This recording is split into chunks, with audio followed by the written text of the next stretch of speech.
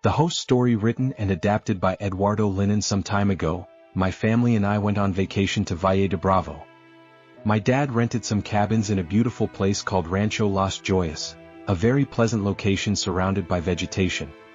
The cabins were somewhat old but comfortable and with all the amenities. The 5 of us fit perfectly, and in the back, there was another small cabin where they stored firewood and some ranch supplies. The afternoon we arrived, my dad and my brothers had to go to Toluca to pick up my godparents, so it was just my mom, my sister, and me. We took a walk around the area and swam in the pool. After dinner we were exhausted and went to sleep. My sister stayed in one of the rooms facing the backyard while my mom and I slept together in the front room. Early in the morning, we were awakened by my sister's screams. We got up in a panic and ran to her side. Upon entering, we saw her sitting on the bed with her eyes wide open. She was breathing heavily and looked quite pale. Her face clearly showed that she was very scared. She was looking around, trying to find something on the walls. When we approached, my mom hugged her and I stood there, stunned, with my arms crossed. Between sobs and lamentations, she finally calmed down and told us something quite strange. She has always been very impressionable, and my mom says she has something that makes her dream of things that later turn out to be true. On this occasion she told us she had a very real dream. She saw herself sleeping in the room, and suddenly shadows completely enveloped her, preventing her from moving. With her body motionless, she began to smell as everything was flooded with a nauseating stench. It was a smell similar to decomposing flesh. The stench was so overwhelming that it somehow woke her from that state, and when she opened her eyes she could see the darkness of the room turning red. There was blood everywhere. The walls and ceiling were splattered with it. On them were handprints smearing more of the red liquid. She couldn't bear it because she has a huge fear of blood. She just screamed with all her might, and the next thing she remembered was us there consoling her. My mom and I thought it was just a nightmare, but she refused to stay alone in the room and went to sleep with us. The next morning, a drizzle started, and by mid-morning my dad called my mom to say he would arrive a day later due to an accident on the road that was preventing them from moving forward. As the evening fell, the drizzle continued and we stayed watching television. Meanwhile, my mother started preparing dinner. Suddenly, the lights began to flicker after a lightning bolt was heard. Then my mom stood in front of us and said that the firewood she was going to use for cooking had run out. She asked us to go to the room at the back to bring some logs. Reluctantly, we got up and took the umbrella to go together for the firewood. Outside, it was still drizzling, but the most unsettling thing was that everything was dark. There were no lights on in the surroundings. We walked hand in hand until we reached the gloomy firewood room. Upon arrival we tried to turn on the light, but the switch was moldy. Although we struggled a bit, we finally managed to light a dirty incandescent bulb that hung right in the middle of that room. We had never entered that place before, which seemed abandoned. It smelled of dampness and age. Moreover, it was very hot and the confinement was suffocating. Hastily we grabbed the firewood we could, and before that my sister began to explore the room. There were very old things and old newspapers that served as nests for vermin. When my sister tried to reach for an old oil lamp, a lightning bolt followed by thunder made the lights go out completely. We let out a loud scream, provoked by the noise and the lack of light. We wanted to run to the exit, but before that, we were overwhelmed by a very unpleasant stench. It was like a rotten smell, very similar to that of a decomposing corpse, but even more penetrating.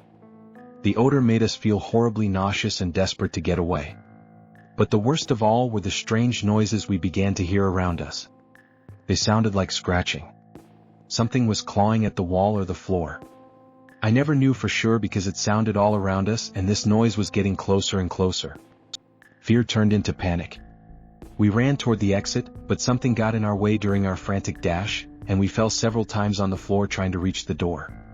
When we finally got out of that cursed place, we ran desperately to the cabin where my mom was waiting for us. We were crying in despair and told her what had happened to us, about the smell of rot and the noises scratching the floors and walls. Annoyed, my mom decided to go for the firewood, so she took a small flashlight from her bag and walked through the darkness toward the room. At one point, she simply disappeared into the blackness of the path and the dim light of the flashlight she carried. She was lost upon entering the room, and then came total darkness and silence. The rain had stopped and nothing could be heard at all. It felt like an eternity while my mom was in there. Suddenly, we saw her emerge from the darkness, running with a pale face filled with fear. She rushed into the cabin and bolted the door, looking at us with a very agitated expression. Her eyes were wide with panic as she said, "I'm never going back there." "You were right. There's something horrible there." That scared us even more and we hugged her. She was completely cold and trembling violently. Just then the lights came back on and she hurried to call the hotel manager.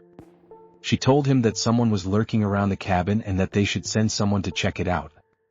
After a while, 2 men arrived and spoke with my mom, but she couldn't clearly explain what had happened. She just said that someone had been spying on her and that someone had come out from among the newspapers to bother her. The men went in to inspect everything, but there was no trace of anyone except for my mom. There were muddy footprints from her and us but no one else's. It was impossible because the room only had one entrance and no windows. When the men finally left, my mom collapsed into a chair in the kitchen. Calmer now, she drank a small bottle of tequila she usually carried in hotels. Slowly she regained the color in her face. Once she was more composed, she told us what she had seen that had frightened her so much. When she entered the room, the dim light from the lamp illuminated just a few inches in front of her. Seeing the firewood scattered on the floor, she directed the light toward the newspapers and began to gather them.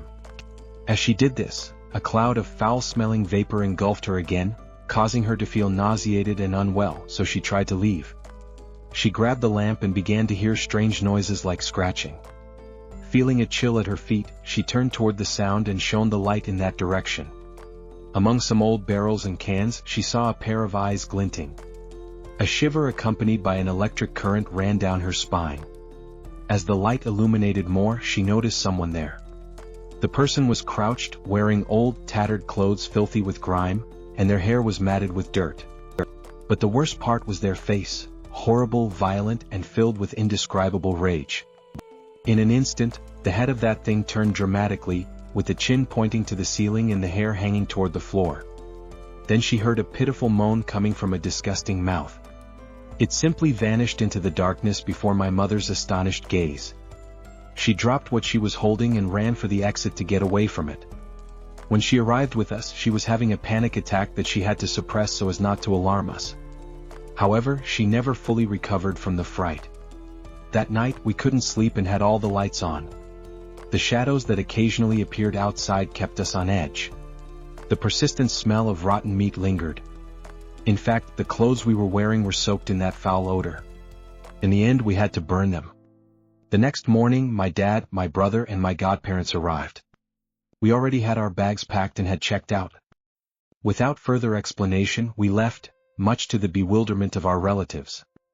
We never returned to Valle de Bravo after that experience. It's worth mentioning that my sister and my mother still have terrible dreams about it.